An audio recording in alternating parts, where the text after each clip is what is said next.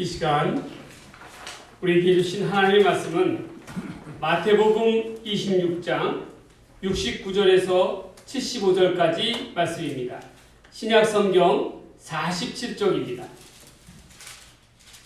마태복음 26장 69절에서부터 75절까지 말씀을 저와 여러분이 한 절씩 교독하도록 하겠습니다.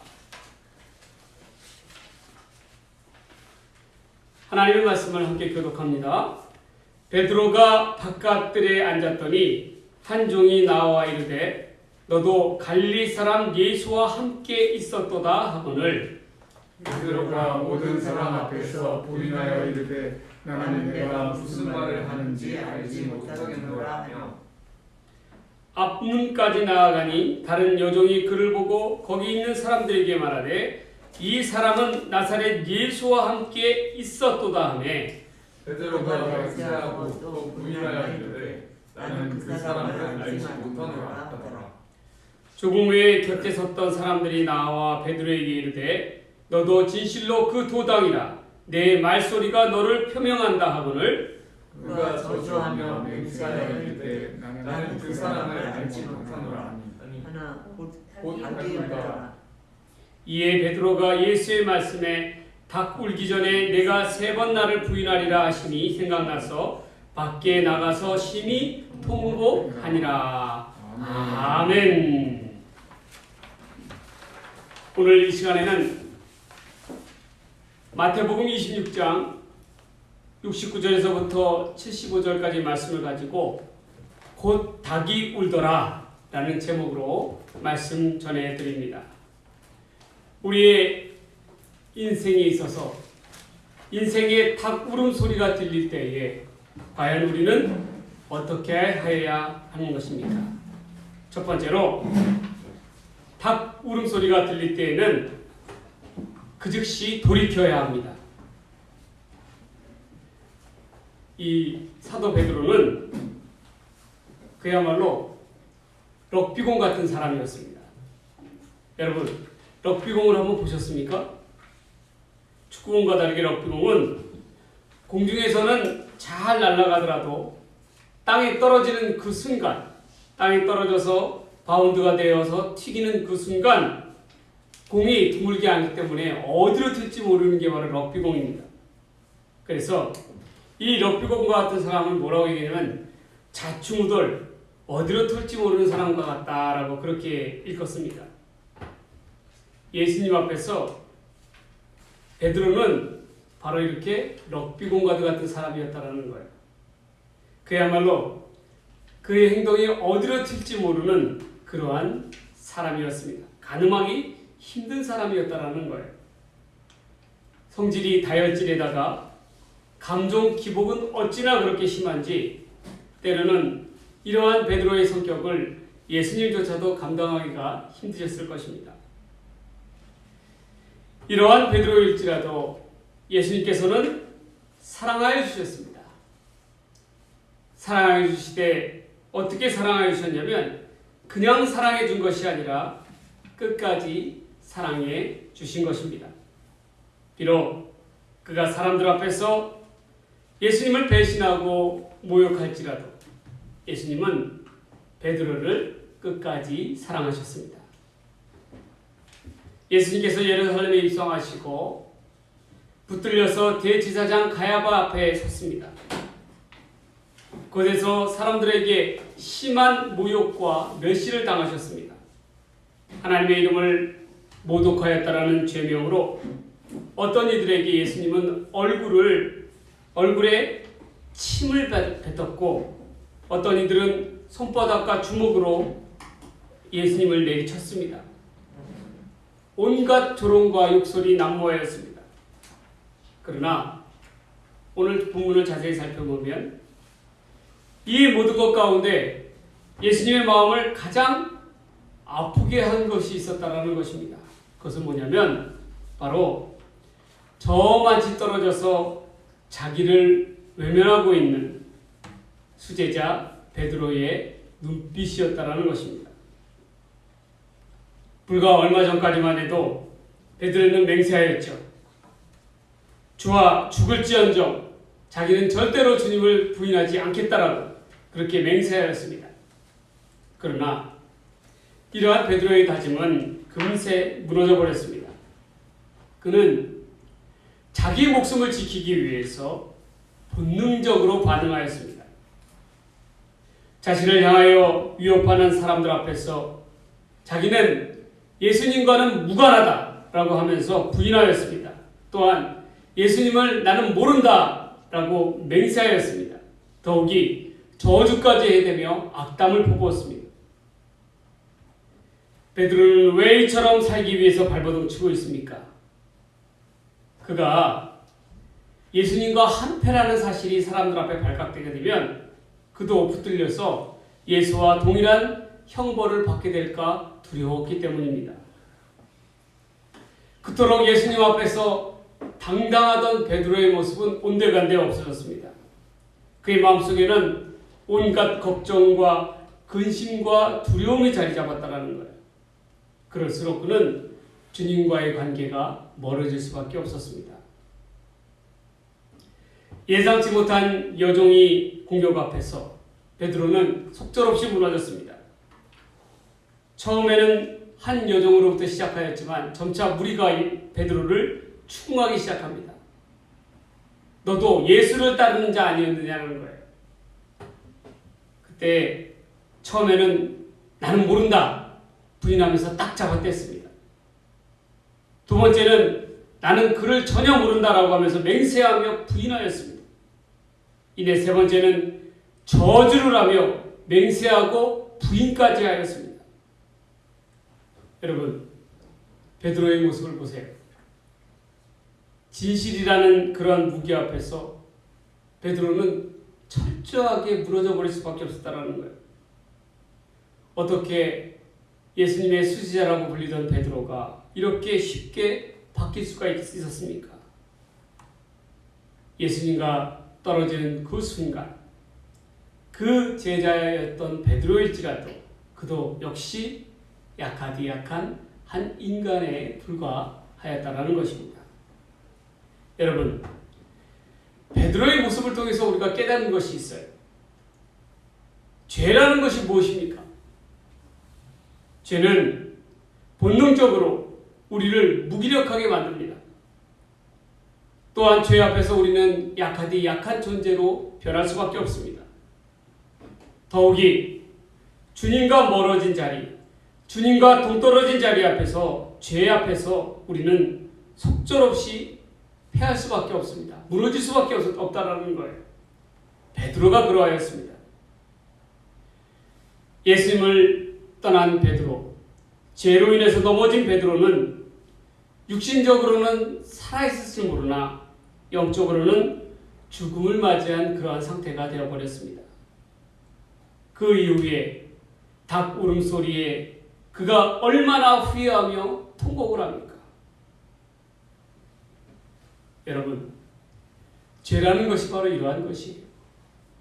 비록 작은 죄의 모습일지라도 우리가 우리 마음속에서 이를 허용하고 받아들이게 되면 죄는 어느샌가 우리 안에서 자라나게 됩니다.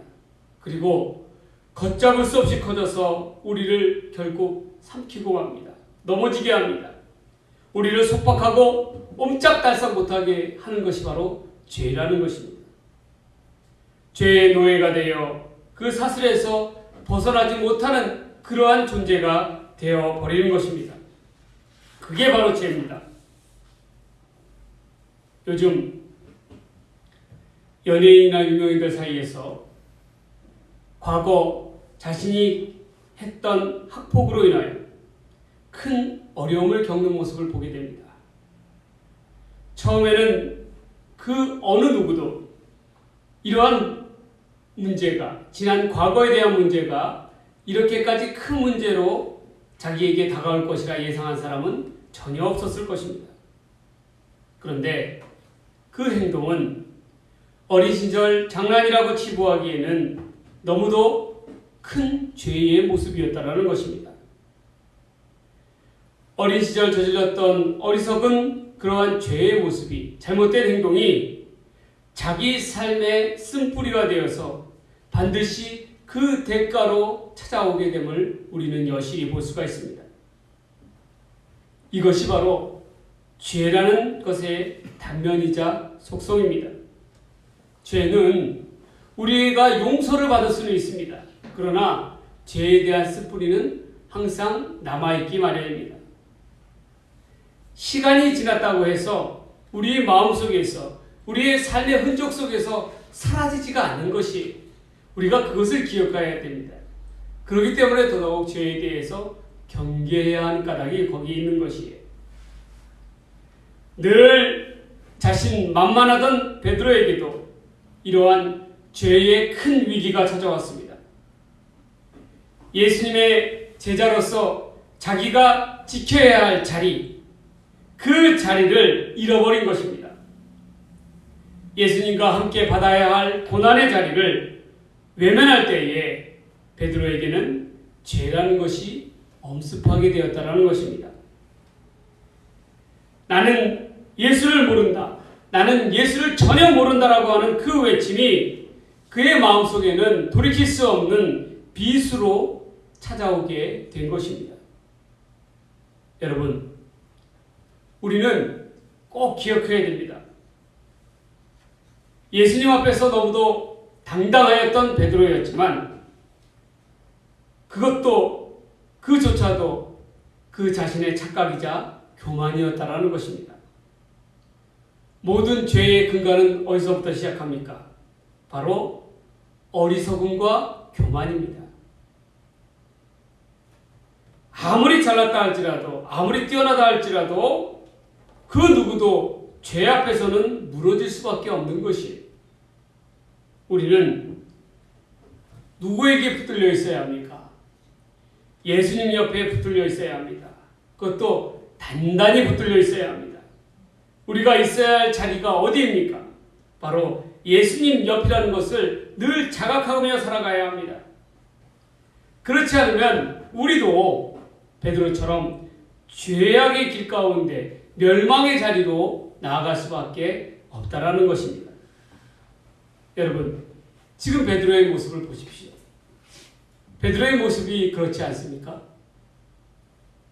비록 우리에게 있어서 고난의 자리라 할지라도, 어려움의 자리라 할지라도 반드시 주님 앞에서 내가 있어야 할 자리를 분명히 지켜나아감으로 말미암아 그럴 때에 우리는 죄의 사슬로부터 단호히 이를 돌이켜 끊을 수가 있는 것입니다.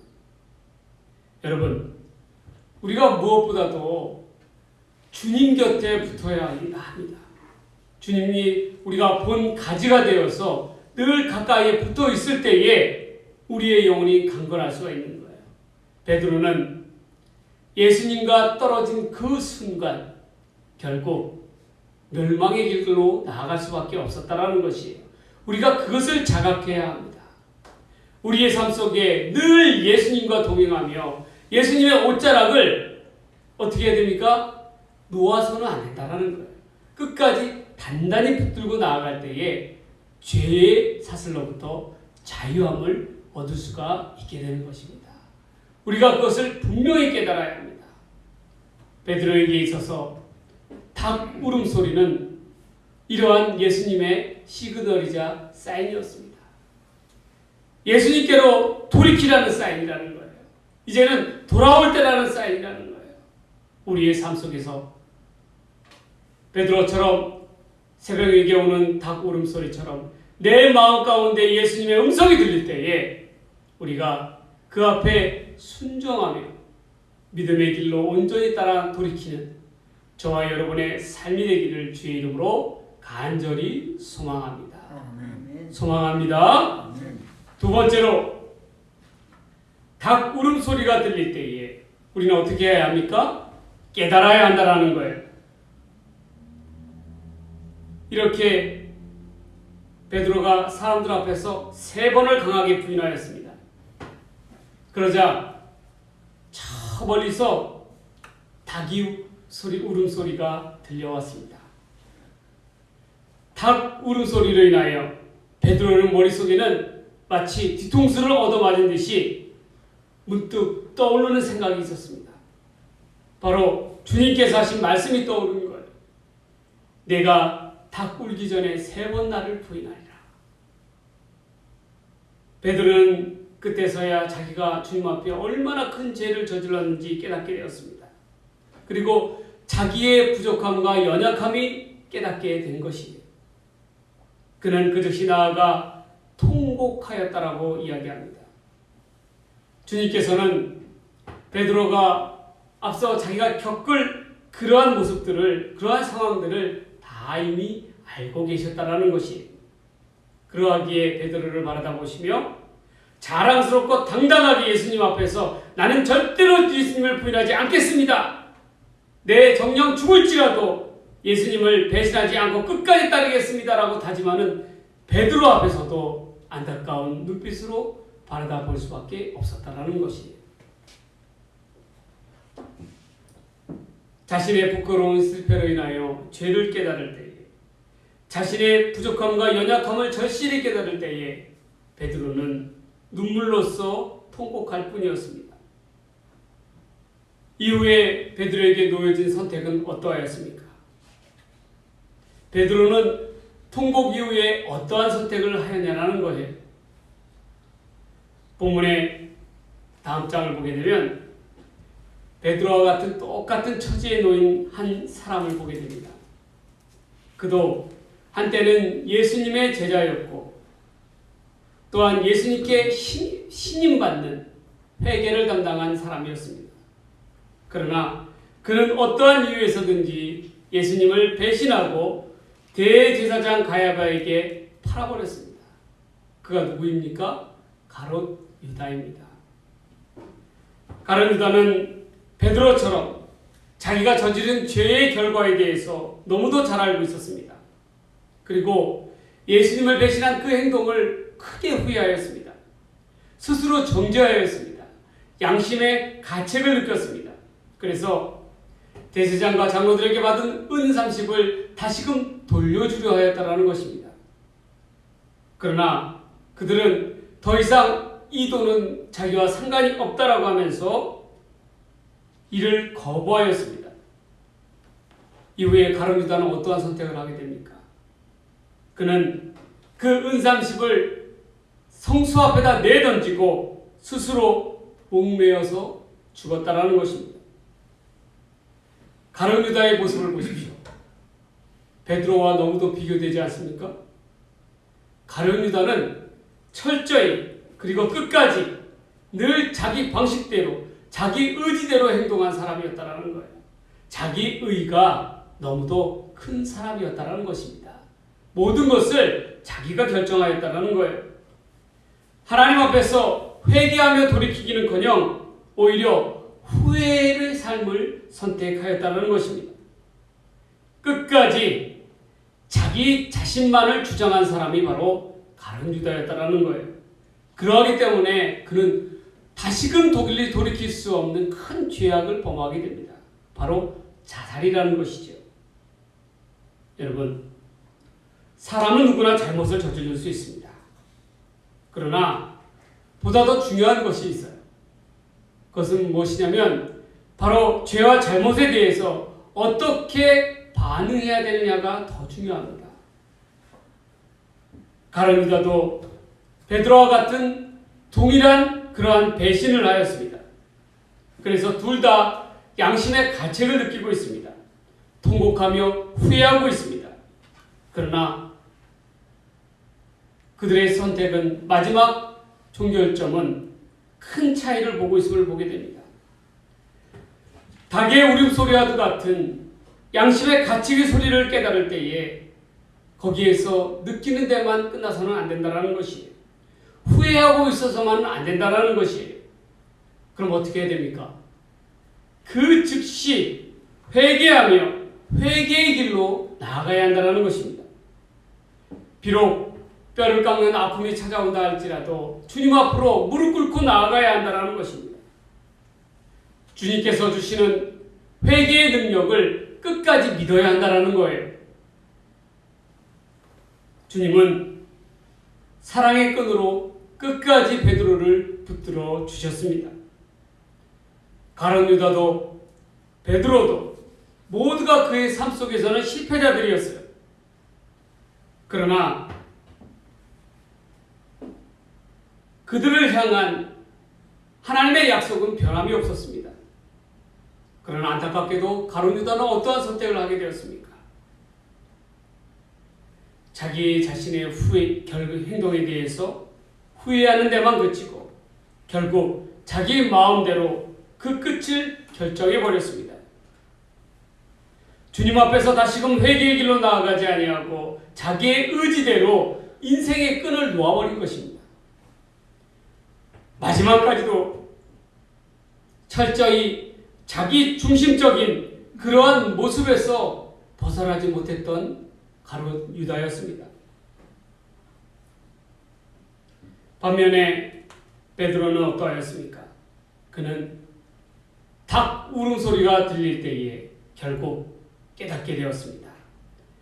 자기의 연약함, 자기의 부족함을 철저히 느끼게 되었다는 것입니다. 그는 그를 부르시고 그를 깨닫게 하시는 성령의 음성에 귀를 기울였다는 거예요. 그 점이 바로 중요한 것입니다. 비록 지금 자기가 실패의 끝자락에 놓여있다 할지라도 그는 주님의 말씀을 붙들었습니다. 후회하는 것으로 끝나는 것이 아니라 진정한 회개의 길로 나아갔다는 거예요. 이 점이 중요합니다. 이러한 점이 바로 가룟 유다와 베드로가 다른 길을 가게 된 결정적인 이유입니다. 여러분, 우리도 세상을 살다 보면 주님 앞에 너무도 큰 죄를 저지를 때가 있습니다. 그때마다 죄를 돌이켜보면 자기가 얼마나 연약한 사람인가, 자기가 얼마나 부족한 사람인가를 절실히 깨닫게 됩니다. 그리고 주님 앞에 서기가 너무나도 부끄럽습니다. 이때에 우리는 어떻게 해야 합니까? 주님은 우리의 연약함과 부족함을 너무도 잘 알고 계신다는 거예요. 그러나 우리는 꼭 기억해야 합니다. 베드로조차도, 예수님의 수제자였던 베드로조차도 실패하였다는 거예요. 우리의 인생이 베드로보다 나은 인생이라고 어떻게 이야기할 수 있겠습니까?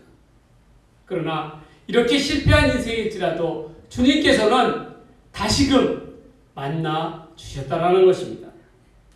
철저하게 실패한 베드로였지만 주님을 향한 약속과 주님의 그 사랑은 변함이 없었다는 거예요. 여러분, 우리는 그것을 붙들어야 합니다. 여러분의 인생 가운데서도 주님의 이 닭 울음소리가 들려옵니까? 곧 닭이 울더라 라고 하는 말씀이 내 가슴 속에 불붙듯 일어나고 있습니까? 그러면 깨달으십시오. 그때는 비로소 주님 앞에 무릎 꿇고 나아갈 때입니다. 주님의 사랑을 붙들고 나아갈 때임을 분명히 깨달아야 합니다. 주님의 사랑의 품으로 주님의 약속을 깨닫고 이를 굳건히 붙잡고 나아가는 저와 여러분의 삶이 되기를 주의 이름으로 간절히 소망합니다. 기도드립니다. 마지막 세 번째로, 닭 울음소리가 들릴 때에 우리는 어떻게 해야 합니까? 회복하여야 한다는 것입니다. 앞서 베드로는 사람들 앞에서 정신없이 주님을 부인하였습니다. 부인하는 것도 모자라서 맹세하고 저주까지 퍼부었습니다. 그때에 닭 울음소리가 들려왔습니다. 베드로는 이 닭 울음소리는 베드로를 향하여 가슴을 내려치는 말씀의 소리요, 깨우침의 소리요, 성령의 소리였습니다. 닭 울음소리에 주의 말씀이 다시금 그의 마음속에 떠올랐습니다. 이를 떠오르게 하시는 이 누구십니까? 바로 성령님이시라는 겁니다. 보혜사 성령님이십니다. 하나님이 성령의 능력으로 말미암아 말씀으로 우리를 깨닫게 하시고 생각나게 하시고 하나님이 원하시는 생명의 길로 인도하시는 것입니다. 죄를 범하고 주의 말씀이 생각나 다시금 돌이켜 회개의 길로 나아가는 사람, 이 얼마나 복된 사람입니까? 여러분, 하나님의 사람 다윗을 보세요. 다윗조차도 그가 강성하였을 때에 범죄를 하게 됩니다. 어떠한 범죄입니까? 그의 부하 우리아의 아내를 범하게 된다는 것입니다. 그때에 다윗은 그를 질책하는 나단 선지자의 목소리에 그 말씀 가운데 어떻게 반응하였습니까? 그 즉시 돌이키며 눈물로 회개하였다라고 이야기합니다. 어떻게 그렇게 할 수 있었습니까? 다윗의 마음의 중심에는 하나님이 있었기 때문입니다. 하나님의 말씀이 있었기 까닭에 그의 가슴에 마음을 비수를 꼽는 하나님의 말씀에 앞에 무너질 수밖에 없었다는 거예요. 여러분, 그렇습니다. 하나님의 사랑 가운데 왜 희망과 소망이 있습니까? 제 가운데 있다 할지라도 돌이킬 수 있는 힘이, 돌이킬 수 있는 말씀이 그의 마음 가운데 있기 때문입니다. 반면에 악한 자들은 왜 불행합니까? 악한 자들은 죄를 죄로 인식하지 못합니다. 그 안에 하나님의 성령이 없습니다. 하나님의 성령이 없기 까닭에 주의 말씀이 떠오를 수 없고 닭 우는 소리가 들릴 수가 없다라는 것입니다. 그의 마음 가운데. 죄를 죄로 깨달을 수가 없다라는 것입니다. 자신이 저지른 죄를 죄로 깨닫지 못한 까닭에 더욱 제3의 회개의 길로 나아갈 수 없음은 당연한 것입니다. 그렇기 때문에 점점 더 타락할 수밖에 없는 거예요. 악한 자들의 절대 불행의 모습을 보십시오. 왜 그렇습니까? 그들 마음 가운데 하나님이 없기 때문입니다. 여러분, 우리 사회의 지도자층이요, 부자들이라 할지라도 재벌들이라 할지라도 왜 타락합니까? 왜 범죄하게 됩니까? 왜 한순간에 자기가 여태껏 쌓아올린 그 명성에 무너질 수밖에 없는 까닭이 어디에 있는 것입니까? 그 끝이, 그 마음의 중심이 하나님께로 가 있지 않기 때문에 하나님의 말씀이 그 안에 있을 수가 없고 그 죄 가운데서 헤어날 수 있는, 돌이킬 수 있는 회개의 길이 없기 까닭입니다. 그러한 까닭에, 하나님의 말씀이 없는 까닭에 그 마음 가운데는 죄로 깨달을 수 있는 그러한 은혜가 없다라는 거예요. 악한 자들을 향한 절대 불행이 바로 여기에 있는 것입니다. 여러분, 우리의 마음속에 주의 말씀이 떠오릅니까? 주의 말씀이 생각납니까? 그러한 자들은 주 앞에 참으로 복된 자일 줄 믿습니다. 왜냐하면 베드로처럼 회개함으로 구원을 이룰 수 있는 그 길이 그에게는 남아있기 때문입니다. 주님께서는 주의 사랑의 메인자, 비록 실패하였으나 베드로와 같이 회개의 길로 나아가는 자를 결코 외면하지 않으신다라는 거예요. 반드시 의의 길로, 회복의 길로 이끌어 주신다라는 것입니다. 훗날 주의 사랑에 매여서 회개의 길로 나아간 베드로의 삶은 어떠하였습니까? 이후에 그의 삶은 온전한 회복을 이루었다라는 거예요. 주님을 만나, 부활하신 주님을 만나고 그 주님의 명령을 따라서 하나님의 복음을 전하는데 전력을 다하는, 최선을 다하는 삶을 살았다라는 것입니다. 결국 그는 말년에 로마에서 붙잡혀서 순교를 당하게 됩니다. 그가 주님과 동일하게 십자가의 형에 처했을 때에 베드로가 사람들 앞에 뭐라고 이야기합니까? 자기는 주님과 달리 거꾸로 십자가에 매달려 죽게 해달라고 원했습니다. 왜냐하면 주님께서는 똑바로 매달렸으나 제자된 자신은 거꾸로 매달리는 것이 합당하다라고 말하는 것입니다. 여러분, 어떻게 베드로가 이렇게 할 수가 있습니까? 자기의 죽음 앞에서, 위기 앞에서 3번이나 예수님을 강하게 부인하였던 베드로였습니다. 그러한 베드로가 어떻게 이렇게 성령의 사람이 되어서 예수님과 다르게 거꾸로 십자가에 달리겠다라고 당당하게 이야기할 수 있는 베드로가 될 수가 있었습니까? 그것은 바로 주의 사랑을 통한 회복의 길로 나아가는 베드로였기 까닭입니다.